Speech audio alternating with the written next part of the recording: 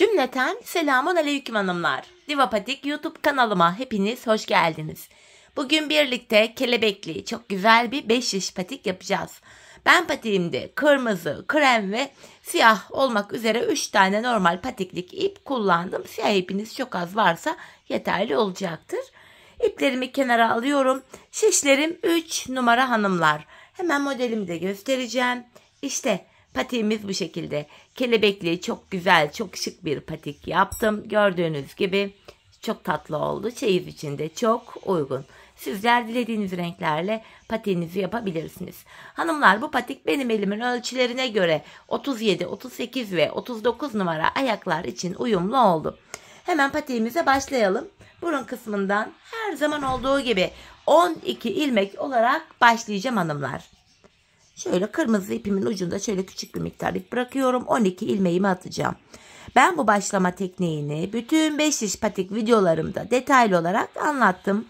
Şimdi sil baştan yeniden gösteriyorum. Sebebi şu: bu videoya ilk defa denk gelecek olan hanımların da kafaları karışmasın diye.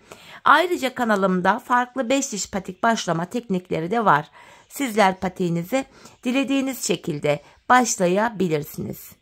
İlmeklerimizi attım. Bir sayalım kaç ilmeğimiz olmuş. 3, 6, 9, 12. Bir ilmek fazla atmışım. Şöyle çıkarıyorum. 12 ilmekten sonra geri dönüyorum. Geri döndüğümüzde bakın hanımlar, arka yüzdeyiz. Bu aşamada ilk ilmeğimi örmeden alıyorum. İlk sıramızda ilmeklerimizi arka yüzde ters olarak örüyoruz.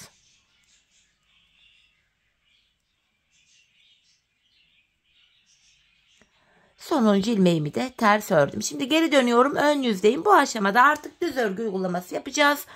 5 şişe de geçeceğiz. İlk ilmeğimi örmeden aldım. İkinci ilmeğim 3, 4, 5, 6 ilmeğimi ördüm. Kalan 6 ilmeğimi de ikinci şişimle öreceğim. 12 ilmeğim vardı. 6'şar 6'şar 2 şişime eşit olarak paylaştırdım ilmeklerimi. Şimdi hiç geri dönmeden hanımlar, ilk başladığımız yerlerden ilmekler çıkaracağız. İlk ilmeğimizi hemen şu kenara girerek, bakın ilmeğin iki kanadına birden girerek çıkarıyorum.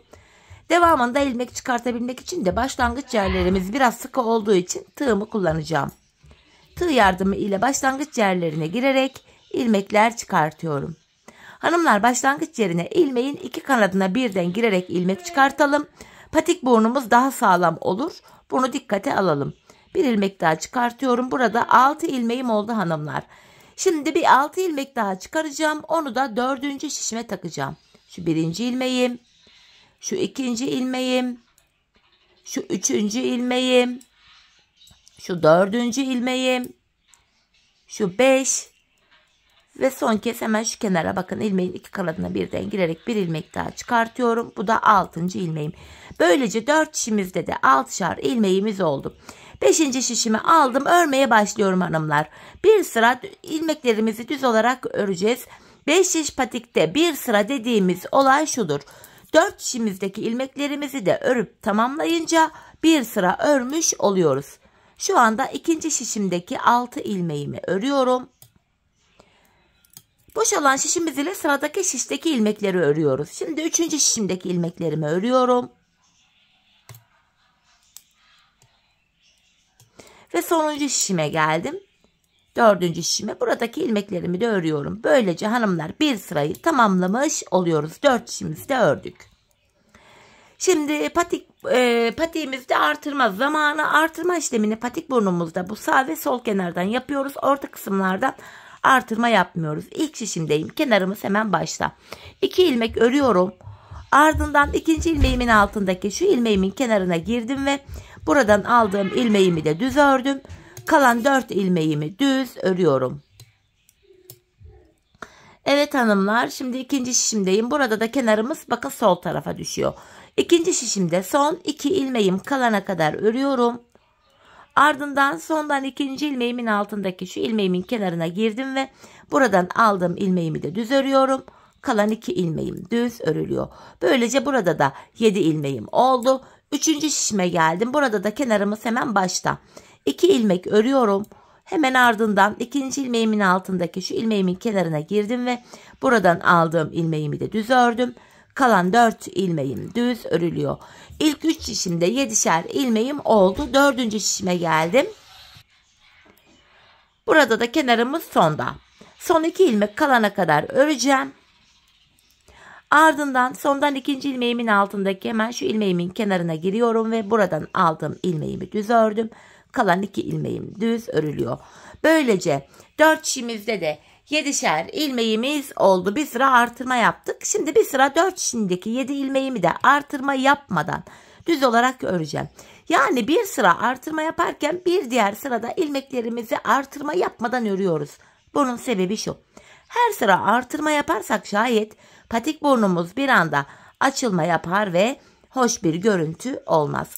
İkinci şişimdeki 7 ilmeğimi de ördüm. Üçüncü şişime geldim. Yine buradaki 7 ilmeğimi de düz olarak örüyorum. Dördüncü şişime geldim. Buradaki 7 ilmeğimi de düz öreceğim hanımlar. Böylece bir sırayı tamamlamış olduk. Şimdi tekrardan artırma zamanı. İlk şişimdeyim. Kenarımız hemen başta. İlk şişimde 2 ilmek örüyorum. Ardından ikinci ilmeğimin altındaki şu ilmeğimin kenarına girdim ve buradan aldığım ilmeğimi de ördüm. Artırmamı yaptım. Kalan 5 ilmeğimi örüyorum. Böylece birinci şişimde 8 ilmeğim oldu. İkinci şişime geldim. Kenarımız sol tarafta. Burada da son 2 ilmeğim kalana kadar öreceğim. Ardından sondan ikinci ilmeğimin altındaki şu ilmeğimin kenarına giriyorum ve buradan aldığım ilmeğimi de ördüm.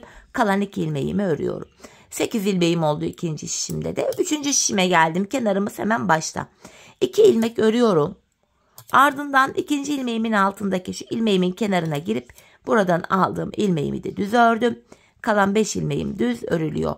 İlk 3 şişimde 8'er ilmeğim oldu. Dördüncü şişime geldim. Kenarımız sol tarafta. Son 2 ilmeğim kalana kadar öreceğim ve kenardan artıracağım. Bakın sondan ikinci ilmeğimin altındaki şu ilmeğimin kenarına girdim. Buradan aldığım ilmeğimi düz örüyorum. Kalan 2 ilmeğim düz örülüyor. Böylece hanımlar 4 şişimizde de 8'er ilmeğimiz oldu. Şimdi bir sıra boyunca 4 şişimizdeki ilmeklerimizi düz öreceğiz. Sonraki sıra artıracağız. Sonra düz öreceğiz, artıracağız. Bu şekilde patik burnumuzu tamamlayacağız. Ben bu patiğimde hanımlar her bir şişimde 14'er ilmeğim olana kadar artırmalarımı yaptım. Modelime geçtim. Dileyen 15'er ilmek de yapabilir ama 14 ilmek benim ölçüme göre uyumlu oldu. 15'er ilmek yapanlar için de örerken ilmek sayılarını vereceğim. Şimdi hep birlikte artırmalarımızı yapalım gelelim, ardından birlikte modelimize başlayacağız. Evet hanımlar, ben her bir şişimde 14'er ilmeğim olana kadar artırmalarımı yaptım geldim. Şimdi patiğimizin burun kısmındaki şu minik deseni yapacağız. Öncelikle ilk 3 ilmeğimi kırmızı ipim ile örüyorum. Ardından krem ipimi ekleyeceğim. Her bir şişe 15'er ilmek yapanlar da yine ilk 3 ilmeği kırmızı ile örerek başlasınlar. Tek fark şu, bu modelden bir tane fazla olacak 15'er ilmek yapanlarda. Bir tane kremimi ördüm. Hemen krem ipimin ucunu şöyle kırmızıya bağlıyorum. Her eklediğimiz yeni ipte böyle düğüm atmayı unutmayalım hanımlar, patiğimiz sökülmesin. 3 kırmızı 1 krem olacak şekilde ördüm. Devamında 3 kırmızı 1 krem olacak şekilde ilmekleri örüyoruz. 3 tane kırmızı örüyorum. Bir tane krem. Bu aşamada şu arka ip geçişlerinde şu krem ipleri biraz serbest bırakalım hanımlar. Esnek kalsın arkada. Patiğimiz gergin durmasın. Modelimiz düzgün düşsün. 2 kırmızı oldu. İkinci şişimden devam ediyorum. Şu 3. kırmızım. Ardından hemen bir krem örüyorum. 3 tane kırmızı. Yanına bir tane krem. 3 tane kırmızımı örüyorum. Yanına bir tane krem. 3 tane kırmızı, yanına bir tane krem. 3. şişimden devam ediyorum. En son bir tane krem örmüştüm buraya. 3 kırmızı ile devam ediyorum. Bir tane krem. 3 kırmızı, yanına bir tane krem örüyorum. Tekrardan 3 ilmek kırmızı, bir tane krem. 3 tane kırmızı, 4. şişime geldim. 3. kırmızımı buraya örüyorum. Yanına bir tane krem. 3 tane kırmızı. 1 ilmek krem. 3 kırmızı, 1 krem. 3 kırmızı ve sonuncu ilmeğimi krem ile ördüm. Modelimizde ilk sırayı tamamladık. Geldik şimdi modelimizde ikinci sıramıza hanımlar. Bu sıramızda ilk ilmeğimi krem ile örerek başlıyorum. Yine 15'er ilmek yapanlar da aynı şekilde başlayacak. Bir tane krem ördüm, yanına bir tane kırmızı. Bir krem, bir kırmızı ile başladık. Devamında 3 krem, bir kırmızı olacak şekilde ilmekleri öreceğiz. Bakın 3 krem, bir kırmızı, 3 krem, bir kırmızı, 3 krem, bir kırmızı. İkinci şişimizden 3 krem, bir kırmızı diye devam edeceğiz. Şeklimiz bu. Diğer 3 şişimizi de 3 krem, bir kırmızı olacak şekilde örelim, gelelim. Evet hanımlar, ilmeklerimi ördüm. Geldim, şimdi de bu modelimizde 3. ve sonuncu sıradayız. Bu sıramızda 3 krem örerek başlıyoruz. Her bir şu 15'er ilmek yapanlar da 3 krem olarak örerek başlayabilirler. 3 krem, bir kırmızı örüyorum yanına. Devamında 3 krem, bir kırmızı olacak şekilde ilmekleri örüyoruz. 3 kremimi ördüm, bir kırmızı. Tekrardan 3 krem örüyorum. Yanına bir kırmızı. Yine 3 krem diye devam edeceğiz. Hanımlar, bir krem bu şekilde öreceğiz. Diğer 3 şişimizdeki ilmeklerimizi de aynı şekilde örelim ve gelelim. Evet hanımlar, ilmeklerimin hepsini sizlere tarif ettiğim gibi ördüm ve geldim. Patik burnundaki desenimizi bitirdik. Şimdi kırmızı ipimiz burada beklesin. Kelebek yaparken yine kullanacağız. İlmeklerimizin tamamını krem ipimiz ile düz olarak öreceğiz bu sıramızda.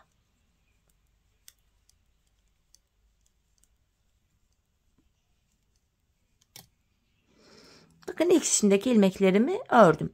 Şimdi 4 şişimizdeki ilmeklerimizi de 3 sıra boyunca, 3 sıra derken 4 şişimizi bir kere krem ipimizle dolanacağız. Bir daha dolanacağız, bir daha dolanacağız. Bu şekilde 3 kere dolanacağız. Bu şekilde krem ipimiz ile örelim, gelelim. Ardından birlikte kelebeğimize başlayacağız. Evet hanımlar, ben 3 sıra boyunca ilmeklerimi krem ipim ile düz olarak ördüm ve geldim. Şimdi kelebek modelimize başlayacağız. Bu aşamada kelebek modelimiz hanımlar toplamda 11 sıradan oluşuyor. Şimdi ilk sırasını yapacağız. Her bir şişte birer tane kelebeğimiz var. Yani 4 şişte 4 tane kelebeğimiz olacak. Şöyle başlıyoruz hanımlar. İlk şişimizde ilk 4 ilmeğimi krem ile örüyorum. Sizler 15'er ilmek yaptıysanız yine 4 ilmek krem örerek başlayın. 4 kremden sonra 2 kırmızı, yanına 3 tane krem, 2 tane daha kırmızı örüyorum. Şişimde 3 ilmeğim kaldı. Kalan 3 ilmeği krem ile örüyorum. 15'er ilmek yapanların kenarda burada 4 tane kremleri kalıyor. Tek fark bu. Evet, şimdi ikinci şişimdeyim hanımlar. İlk şişimde yaptığım işlemin aynısını ikinci şişimde de yapacağım. Bu aşamada kırmızı ip arkada uzun uzadıya kalmasın diye kremin üzerinden atlatarak yakınlaştırdım. İlk şişimde ilk 4 ilmeği krem ile örmüştüm. Burada da ilk 4 ilmeğimi krem ile örüyorum. Bakın ardından 2 kırmızı ördüm. Aynı kelebeği buraya da kuruyorum çünkü. 2 kırmızı, yanında 3 krem ve 2 tane daha kırmızımı örüyorum. Kalan ilmeklerim krem ile örülüyor. İkinci şişimde de yine aynı işlemi yaptım. Üçüncü şişime geldim. Burada da yine ilk 2 şişimde yaptığım işlemin aynısını yapıyorum. 4 ilmek krem örüyorum. Yanına 2 tane kırmızı, 3 tane krem ve 2 tane daha kırmızımı örüyorum. Kalan ilmeklerim krem ile örülüyor. Dördüncü ve sonuncu şişime geldim. Kırmızımı yine kremin üzerinden atlatarak yakınlaştırıyorum. Burada da yine ilk 3 kelebeğim gibi kelebeğimi yapacağım. İlk 3 şişteki kelebek gibi. 4 tane krem örerek başlıyorum. 2, 3, 4. Buraya 2 tane kırmızı. Ortaya 3 tane krem. Ve 2 tane daha kırmızı örüyorum. Kalan 3 ilmeğim krem ile örülüyor. Kelebeğimizde böylece birinci sıramızı tamamladık. Geldik kelebekte ikinci sıramıza, yine kırmızımı şöyle yakınlaştırdım. Bu sıramızda hanımlar ilk 3 ilmeğimi krem ipim ile öreceğim. 3 ilmek krem. 1, 2, 3. Kırmızı ipimi alıyorum. 3 kırmızı. Ortaya 3 krem. Ve yanına 3 tane daha kırmızı örüyorum. Şişimde 2 ilmeğim kaldı. Kalan 2 ilmeği krem ile örüyorum. 15'er ilmek yapanların kenarda 3 tane kremleri kalacak. Şimdi ikinci şişimdeyim. İlk şişteki işlemin aynısını ikinci şişte de yapacağız hanımlar. 4 şişte de kelebek modeli aynı şekilde kuruluyor. Yine 3 tane krem örerek başlıyorum. Kırmızımı aldım. 3 kırmızı. 1, 2, 3. Araya 3 tane krem ve 3 tane daha kırmızı örüyorum. Kalan ilmeklerim krem ipim ile örülüyor. Üçüncü şişimdeyim. Yine ilk 2 şişteki işlemin aynısını yapacağım hanımlar. 3 tane krem örerek başladım. Kırmızımı alıyorum. 3 kırmızı, 2 tane araya 3 tane krem ve 3 tane kırmızı. Kalan 2 ilmeğimi krem ile örüyorum. Dördüncü ve sonuncu şişimdeyim. Burada da yine ilk 3 şişimdeki işlemi yapacağım. 3 tane krem örerek başlıyorum. Kırmızımı aldım. 3 kırmızı, şu 1, şu 2, şu 3. Tam ortaya 3 tane krem ve yanına 3 tane daha kırmızımı örüyorum. Kalan ilmeklerim krem ile örülüyor. Böylece modelimizde ikinci sıramızı da bitirdik. Geldik 3. sıramıza. Bu sıramızda siyah ipimizi de ekleyeceğiz. Şöyle yanıma hazırladım hanımlar. Bu sıramızda 3 ip birden götüreceğiz. Hanımlar, şimdi ilk 2 ilmeğimi krem ile örerek başlıyorum. 15'er ilmek yapanlar da aynı şekilde başlayacaklar. 2 kremden sonra buraya bir tane kırmızı örüyorum. Kırmızımın yanına siyahımı ekleyeceğim hanımlar. Buraya bir tane siyah örüyorum. Hemen siyah ipimin ucunu da yeni eklediğimiz ip olduğu için şöyle kreme bağlıyorum. Patimiz sökülmesin diye. Bir siyahtan sonra hanımlar kırmızımı aldım. Buraya 3 tane kırmızı öreceğim. 1, 2, 3. Ortaya bir tane krem örüyorum. Tekrardan 3 tane kırmızı. 3 kırmızıdan sonra buraya da bir tane siyah. Yanına bir kırmızı ördüm. Son bir ilmeğim kaldı. Bu ilmeğimi de hanımlar şöyle krem ipim ile öreceğim. 15'er ilmek yapanların bu kenarda bir değil de 2 tane kremleri kalıyor. 3. sıramız böyleydi. Şimdi ikinci şişime geldim. İkinci şişimde de aynı işlemi yapacağım hanımlar. İlk 2 ilmeğimi krem ile örüyorum.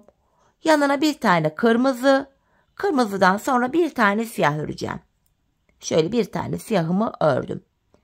Ardından bakın ip geçişlerinde arka ipleri sıkmıyoruz. Buna dikkat edelim. Bir siyahtan sonra 3 tane kırmızımı örüyorum. Yanına bir tane krem. Tekrardan 3 tane kırmızı. Bir tane siyah. Bir kırmızı ve sonuncu ilmeğimi krem ile ördüm. İkinci şişimizde de kelebeğimizi yaptık. Şimdi 3. şişime geldim. Burada da yine ilk 2 ilmeğimi krem ile örerek başlıyorum.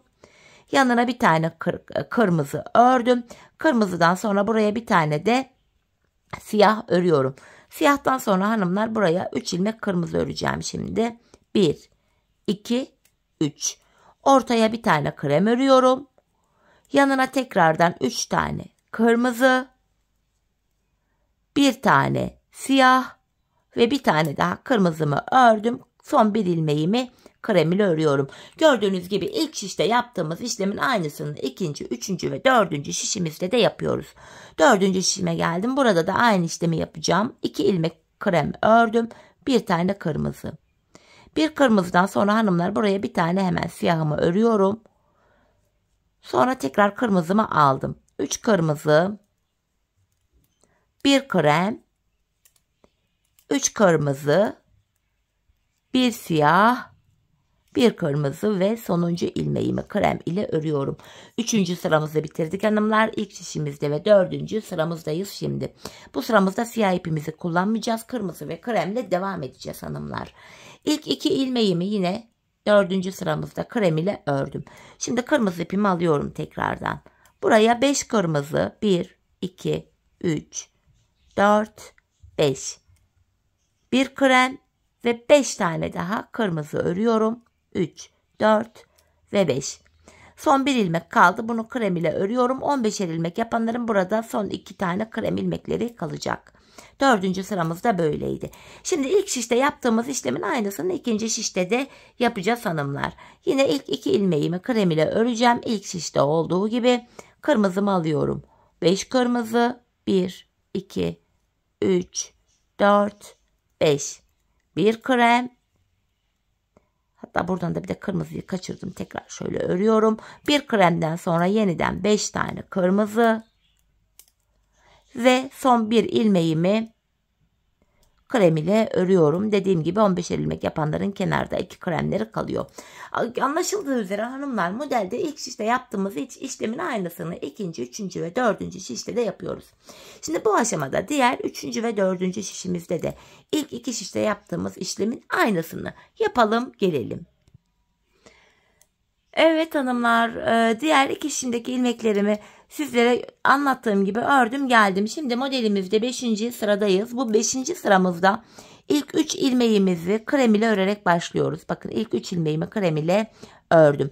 Ardından kırmızı öreceğim. 4 ilmek kırmızı. Bu aşamada siyah ipimi şöyle kırmızının üzerinden atlatarak şöyle yakınlaştırdım. Buraya 4 tane kırmızı örüyorum. Ortaya bir tane siyah. Bu aşamada krem ip arkada uzun uzun kalmasın diye kırmızının üzerine şöyle yakınlaştırdım. Tekrardan buraya 4 tane kırmızımı örüyorum. Şişimde kalan 2 ilmeğimi krem ipim ile örüyorum. 15'er ilmek yapanların burada 3 ilmekleri kalıyor. İkinci şişimdeyim. Yine ilk şişte yaptığım işlemi yapacağım. 3 krem örüyorum. 1, 2, 3. Ardından yine siyahımı şöyle kırmızının üzerinden atlatarak yakınlaştırdım. Buraya 4 tane kırmızımı örüyorum. 1, 2, 3, 4. Tam ortaya bir tane siyah öreceğim. Ardından yine krem, bakın arkadan uzun kalmasın diye şöyle kırmızının üzerinden atlatıp yakınlaştırdım. Tekrardan 4 tane kırmızı örüyorum. Ve kalan 2 ilmeğimi krem ipim ile örüyorum hanımlar. Modelimizde 5. sıramızda bu. Diğer 3 ve 4. şişimizi de aynı şekilde örelim, gelelim. Evet hanımlar, 3. ve 4. şişimdeki kelebeklerimi ördüm geldim. Şimdi modelimizde 6. sıradayız. Bu sıramızda hanımlar şöyle siyah ipimi kremin üzerinden atlatarak yakınlaştırdım. İlk 4 ilmeğimi krem ile örüyorum. 3, 4. Ardından kırmızı ipimi aldım. Buraya 3 tane kırmızı öreceğim. 1, 2, 3. Tam ortaya bir tane siyah örüyorum. Ve yanına 3 tane daha kırmızı. Şişimde kalan 3 ilmeğimi krem ile örüyorum. 15'er ilmek yapanların burada 4 tane kremleri kalıyor. Şimdi bu aşamada hanımlar şöyle bakın, kırmızı ipimi yaklaştırdım kremin üzerinden atlatarak. İlk şişimde 4 tane krem örmüştüm. Burada da 4 tane krem örüyorum. Ardından 3 tane kırmızı öreceğim. Yine bakın siyahımı şimdi kırmızının üzerine atlatarak yakınlaştırıyorum. Buraya 3 tane kırmızımı ördüm. Tam ortaya bir tane siyah ve yanına 3 tane daha kırmızımı örüyorum. Şişimde kalan 3 ilmeğimi krem ipim ile örüyorum hanımlar, bu şekilde. Şimdi diğer 2 şişteki kelebeklerimizi de aynı şekilde örelim, gelelim. Evet hanımlar, ilmeklerimi ördüm geldim. Şimdi ilk şişimizdeyiz. Modelimizde 7. sıradayız. Bu sıramızda ilk 2 ilmeğimi krem ile örerek başlıyorum. Buraya yine şöyle siyahı kırmızının üzerinden atlatarak yakınlaştırdım. Buraya hanımlar toplam 5 tane kırmızı öreceğim. 1, 2, 3, 4, 5. Tam ortaya bir tane siyah öreceğim. Ve tekrar 5 tane daha kırmızı öreceğim. Kremimi yine kırmızının üzerinden atlatarak yakınlaştırdım. 5 tane kırmızımı örüyorum. Şu 4, şu da 5. Burada hanımlar kalan bir ilmeğim var. Bunu da krem ile ördüm. 15'er ilmek yapanların burada 2 tane kremleri kalıyor. İkinci şişimdeyim. İlk şişteki işlemi uygulayacağım yine. 2 krem örüyorum. Ardından 5 tane kırmızı öreceğim. Şöyle bakın. Yine siyahı kırmızının üzerinden atlattım. 5 tane kırmızımı örüyorum. 3, 4, 5. Tam ortaya bir tane siyah öreceğim. Ardından şöyle kremimi yine kırmızının üzerinden atlatarak yakınlaştırdım. 5 tane daha kırmızımı örüyorum. Şu 4, şu 5 ve kalan bir ilmeğim krem ile örülüyor. Modelimizde hanımlar 7. sıramızda böyle. Diğer 3. ve 4. şişimizdeki kelebekleri de aynı şekilde örelim gelelim. Evet hanımlar, şimdi de kelebek modelimizde 8. sıradayız. Bu sıramızda ilk ilmeğimi krem ile örerek başladım. Yine bakın siyahı kırmızının üzerinden şöyle atlatıyorum. 5 tane kırmızı öreceğim. 1, 2, 3, 4, 5. Bu şekilde 5 tane kırmızımı ördüm. Yanına bir tane krem örüyorum. Şöyle yine siyahı yakınlaştırarak getiriyorum. Bir krem, ortaya bir siyah. Tekrar yanına bir krem. Yine kırmızımı alıyorum. 5 tane kırmızı örüyorum. 2, 3, 4 ve sonuncu ilmeğimi de kırmızı ile ördüm. 5. 15'er ilmek yapanların burada son bir ilmekleri kalıyor. Onu da krem ile örecekler.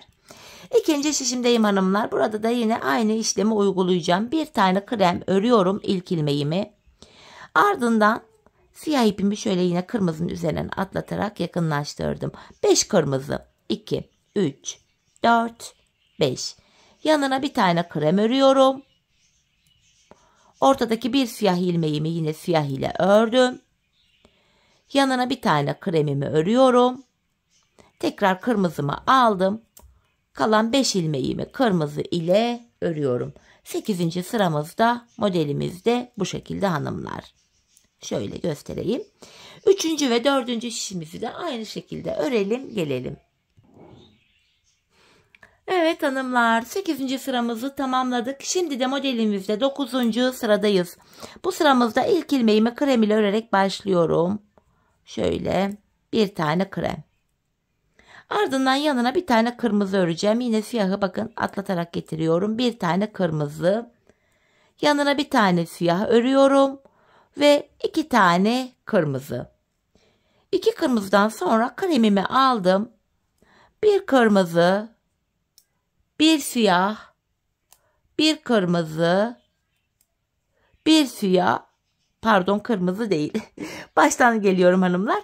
İlk ilmeği krem ile ördük. Yanına bir tane kırmızımızı ördük. Kırmızıdan sonra bir tane siyah. Yanına 2 kırmızı, ardından bir krem, bir siyah, bir krem, bir siyah, bir tane de kremimi ördüm. Tekrar kırmızımı alıyorum. 2 kırmızı, bir siyah. Ve sonuncu ilmeğimi kırmızı ile ördüm. 15 ilmek yapanların bu kenarda bir ilmekleri kalıyor. Onu da krem ile örecekler. Modelimizde 9. sıramız böyleydi. Şimdi 2. sıramızda da ilk sıradaki işlemin aynısını yapacağız. İlk ilmeğimi krem ile örüyorum. Yanına bir tane kırmızımı ördüm. Buraya bir siyah örüyorum. Yanına 2 tane kırmızı. Sonra krem ipimi aldım. Bir krem, bir siyah, bir krem, bir siyah ve yanına bir tane daha kremimi örüyorum. Sonra tekrar kırmızı ipimi aldım. 2 kırmızı, bir siyah ve bir tane kırmızı örüyorum. Şimdi 3. ve 4. şişteki kelebekleri de aynı şekil örüp gelelim. Evet hanımlar, şimdi de modelimizde 10. sıramızdayız. Bu sıramızda da İlk 2 ilmeğimi krem ile öreceğim. 2 ilmek krem. Ardından kırmızımı alıyorum. Yanına 2 tane kırmızı örüyorum. Şu birinci kırmızım. Şu da ikinci. Yanına tekrar bir tane kremimi ördüm. Siyah alıyorum. Bir siyah. Ortaya 3 tane krem öreceğim. Şu 1, 2, 3. Tekrar bir tane siyah örüyorum. Yanına bir krem ve 2 tane kırmızı. Şişimde kalan bir ilmeğimi krem ile örüyorum. 15 ilmek yapanların burada 2 kremleri kalacak. Şimdi ikinci şişimdeyim. Burada da yine ilk şişimdeki işlemin aynısını yapacağım. 2 tane krem örerek başlıyorum. Yanına hemen 2 tane kırmızı öreceğim. Yine siyahı yakınlaştırarak getirdim. Şimdi şu birinci kırmızım, şu da 2. Yanına bir tane krem örüyorum. Bir tane siyah. Ortaya 3 tane krem öreceğim. Şu 1, 2, 3. Tekrar bir tane siyah. Yanına bir tane krem ve 2 tane kırmızı örüyorum. 1, 2 ve sonuncu ilmeğimi krem ile ördüm. 10. sıramız da böyleydi. Diğer 3. ve 4. şişleri de aynı şekilde tamamlayalım gelelim. Evet hanımlar, diğer 3. ve 4. şişimi de aynı şekilde ördüm geldim. Şimdi modelimizde 11. ve sonuncu sıradayız. Bu sıramızda 10. sıradaki yaptığımız işlemin aynısını yapacağız. Krem ilmeklerimi krem ipimle örüyorum. Ardından 2 kırmızım var. Yine 2 kırmızımı kırmızı ile örüyorum. Gördüğümüz renklerle ilmekleri örüyoruz. Bakın bir krem ördüm. Bir siyahım var. Bunu siyah ile örüyorum. Ardından aradaki 3 kremimi krem ile, tekrar bir siyahım var. Siyah ile ördüm. Yanındaki kremimi krem ile. Yine bakın burada 2 kırmızım var. Bunu kırmızı ile ve sonuncu ilmeğimi krem ile ördüm. Bir önceki sırada yaptığımız işlemin aynısını yaptık. Şimdi diğer 3 şişimizdeki ilmeklerimizi de yine gördüğümüz renklerle aynı şekilde örelim gelelim. Evet hanımlar, modelimizi tamamladım geldim. Toplamda 11 sıradan oluşan kelebeğimizi bitirdik. Artık bu aşamada ilmeklerimizin tamamını krem ipimiz ile öreceğiz. Hanımlar, bu aşamada artık siyah ipimizi kesip arkaya düğümleyebiliriz. Kırmızımızı kesmeyelim. Arka bölümü yaparken yine kırmızımızı kullanacağız çünkü. Bu şekilde ilk şişimdeki ilmeklerimi ördüm. Şimdi hanımlar, 4 şişimizdeki ilmeklerimizi de 3 sıra boyunca, yani 3 kere 4 şişimizi krem ipimizle dolanacağız. Örelim gelelim. Ardından patiğimizin bu bölümündeki desenine birlikte başlayalım. Evet hanımlar, ilmeklerimi 3 sıra boyunca krem ipim ile düz ördüm geldim. Şimdi patiğimizin bu bölümündeki deseni yapacağız. Burun kısmında yaptığımız desenin tam tersini bu bölümde uygulayacağız. Bu aşamada hanımlar ilk 3 ilmeğimi krem ile örüyorum. 3 tane krem. 1, 2, 3. Yanına bir tane kırmızı. Modelin devamında 3 krem 1 kırmızı olacak şekilde ilmekleri öreceğiz. Tekrar 3 tane krem örüyorum. 1 kırmızı. 3 krem 1 kırmızı diye model devam edecek. 3. kremi de ikinci şişten alarak öreceğiz. Yanına 1 kırmızı yapacağız. Diğer 3 şişi de aynı şekilde örüp gelelim. Diğer 3 şişimi de aynı şekilde ördüm geldim. Şimdi modelde 2. sıradayız. Bu sıramızda ilk ilmeğimi krem ile örerek başlıyorum. Yanına bir tane kırmızı ördüm. Bu şekilde. Devamında hanımlar 3 krem 1 kırmızı olacak şekilde ilmekleri öreceğiz. Bakın 3 krem 1 kırmızı. 3 krem 1 kırmızı. Tekrar 3 krem 1 kırmızı. İkinci şişimizden 3 krem 1 kırmızı diye devam edeceğiz. Diğer 3 şişimizi bu şekilde örelim gelelim. Evet hanımlar, ilmeklerimi ördüm geldim. Modelimizde 3. ve sonuncu sıramızı yapacağız. Şimdi ilk 3 ilmeğimi kırmızı ile örerek başlıyorum. Yanına bir tane krem. Devamında 3 kırmızı 1 krem olacak şekilde ilmeklerimizi örüyoruz.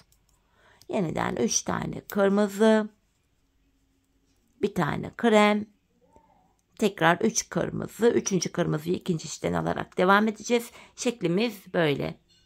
Diğer 3 şişimizi de 3 kırmızı 1 krem olacak şekilde örelim gelelim. Evet hanımlar, diğer şişlerimdeki ilmeklerimi de aynı şekilde ördüm geldim. Artık bu desenimiz bitti.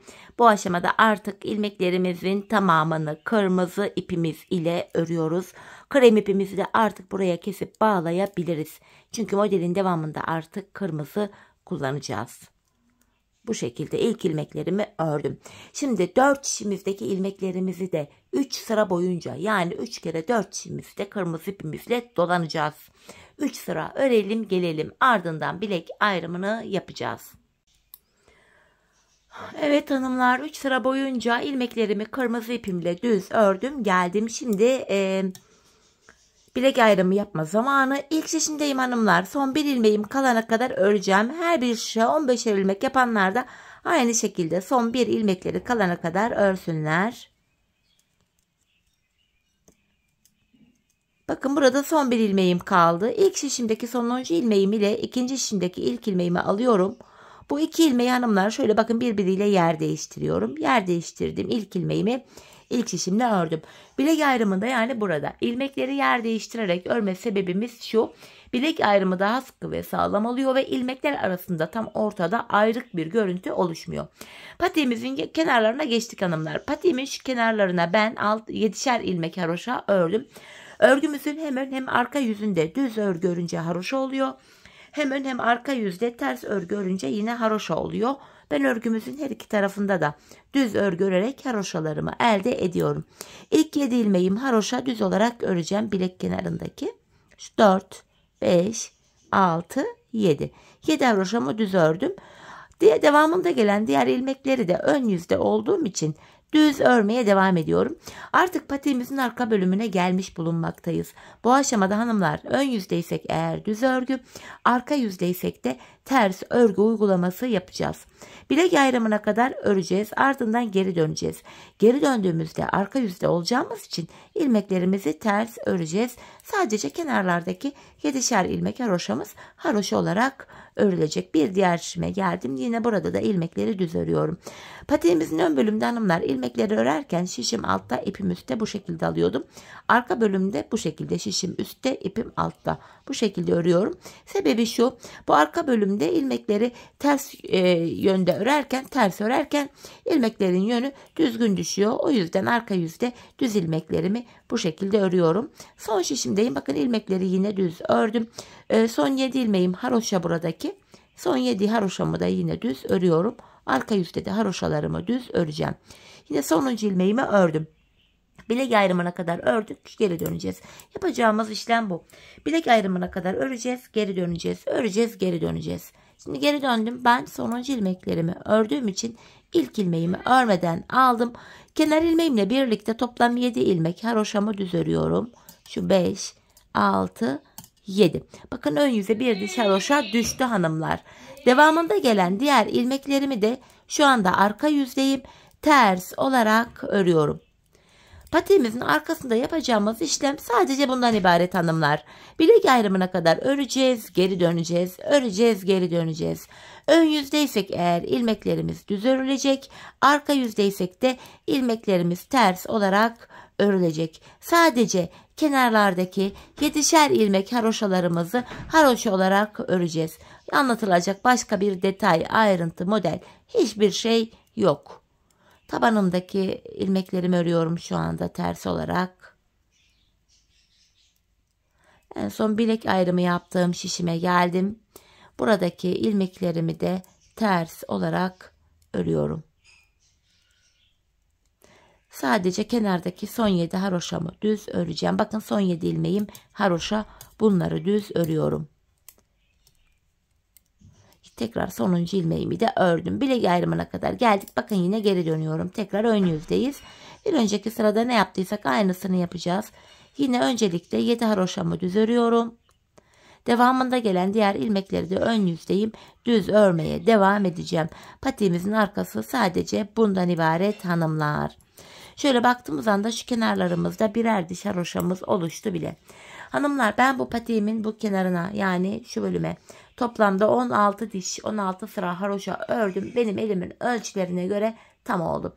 Sizler bu aşamada patiğinizin arka bölümünü örerken ayağınıza giyin, ölçün hanımlar, deneyin. Patiğinizin arka bölümünü şu topuğunuzun kenarına gelene kadar, şuraya gelene kadar örmeniz gerekiyor. Bu şekilde ayağınıza ölçerek yaparsanız patiğiniz ayağınıza tam olur. Sonra benim patiğim niye büyük oldu yoksa işte niye benim patiğim küçük oldu gibi bir sorun yaşamazsınız. Şimdi hep birlikte ölçülerimize göre patiğimizin arka bölümünü örelim, gelelim, ardından topuğumuzu keseceğiz. Evet hanımlar, ben patiğimin bu arka bölümünde 16 diş 16 sıra haroşam olana kadar ördüm ve geldim. Bu aşamada bilek ayrımından sonra hanımlar bakın şu bölüm genişlediği için ilmeklerin hepsi tek şişte toplanacak duruma geldi. Ben bu aşamada topuk kesiminde bana kolaylık sağlasın diye ön yüzden baktığımızda sol tarafa 24 ilmek ayırdım. Her bir şişe 15 ilmek yapanlar bu sol tarafa 26 ilmek ayıracaklar. Topuk kesimini bu şekilde yapacağız. Öncelikle hanımlar topuğumuzu yaparken kenardaki 7 ilmek haroşamızı yine haroşa olarak öreceğiz. Model bütünlüğü sağlansın diye. 7 haroşamı ördüm. Şimdi ön yüzdeyim. İlmeklerimi düz olarak ve sayarak örmeye devam edeceğim. 7 haroşamı örmüştüm. 8, 9, 10, 11, 12, 13, 14, 15, 16, 17, 18, 19, 20, 21, 22, 23. İlk 23 ilmeğimi ördüm. 24. ilmekte şu öndeki 2 ilmeği alıyorum. İkisini keserek örüyorum. Bu sol tarafa 26 ilmek ayıranlar 25 ilmek örecekler. 26. ilmeği örerken kesim yapacaklar. Topuğumuz için orta kısma baktığımızda burada da 7 ilmek kaldı gördüğünüz gibi. Bu 7 ilmek her seferinde birer birer kesilecek, eksilecek, bitecek ve böylece topuğumuz oluşacak. Şimdi yapacağımız işlem şu. Kesim yaptık, geri dönüyoruz. Şu anda arka yüzdeyiz hanımlar. İlk ilmeğimi örmeden aldım.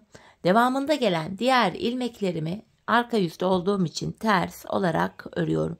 Sadece kenardaki son 7 haroşa ilmeğimi düz öreceğim.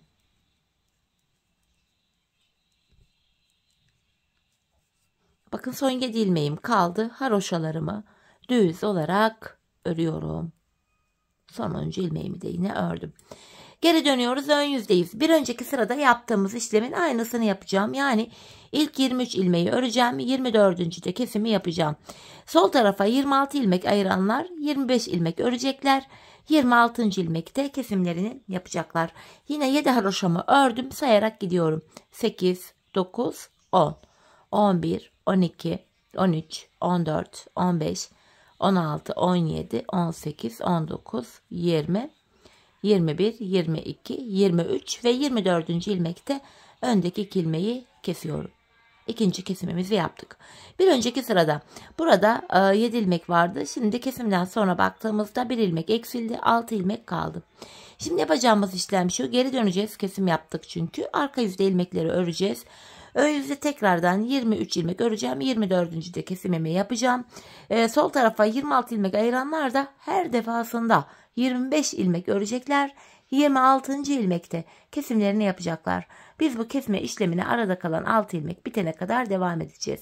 Şimdi hep birlikte bu aradaki 6 ilmeğimiz bitene kadar patiğimizin topuğunu sizlere tarif ettiğim gibi örelim ve gelelim. Evet hanımlar, bu arada kalan ilmeklerimi kestim geldim. İlk başta bu sol tarafa 24 ilmek ayırmıştım. Kesimlerden sonra sağ tarafta da 24 ilmeğim kaldı. Sol tarafa 26 ilmek ayıranlarında kesimlerden sonra sağ şişte 26 ilmekleri kalacak. Bu aşamada patiğimin düz tarafı içeride, ters tarafı da dışarıda olacak şekilde ikiye katlıyorum. Şimdi tığ ile kesimimi yapacağım. İlk kesimim şöyle. Benden taraftaki şişten bir ilmek, ikinciden de bir ilmek aldım. İkisini topluyorum. Diğer kesimlerimi de şöyle yapacağım. Benden taraftaki şişten bir ilmek, ikinciden de bir ilmek alıyorum. İkinci ilmeği ilkinin içinden geçirdim. Tığımdaki ilmekleri topluyorum. Benden taraftaki şişten bir ilmek, ikinciden de bir ilmek aldım. İkinci ilmeği ilkinin içinden geçirdim. Tığımdaki ilmekleri topluyorum. Karşılıklı olarak şişlerimizden birer tane ilmek alıyoruz ve ikinci şişten aldığımız ilmeği ilk şişten aldığımız ilmeğin içinden geçiriyoruz ve tığımızdaki ilmeklerimizi topluyoruz. Her iki şişteki ilmek sayıları da eşit olduğu için kesim sonunda ilmeklerimiz aynı anda bitecek. Ve her iki patiğimizin topuk yönü de kesimi de aynı yönde, aynı tarafta, aynı şekilde yapılıyor hanımlar. Zaten gizli kesim olduğu için kesimizi belli bile olmuyor patiğimizin arkasında. Bu şekilde. Şimdi kalan ilmekleri de bu şekilde keselim gelelim. Evet hanımlar, ilmeklerimi kestim. Şişlerimde son birer ilmek kaldı. Bu aşamada önce benden taraftaki ilmeğimi, sonra da diğer şimdiki ilmeğimi tığıma aldım. Şişlerimiz boşa çıktı. Tığımda 3 ilmeğim var. Üçünü birden topluyorum. Ardından buraya 2 tane sıkı bir zincir çekip ipimi kesiyorum. Hemen ipimizin ucunu gizleyeceğim.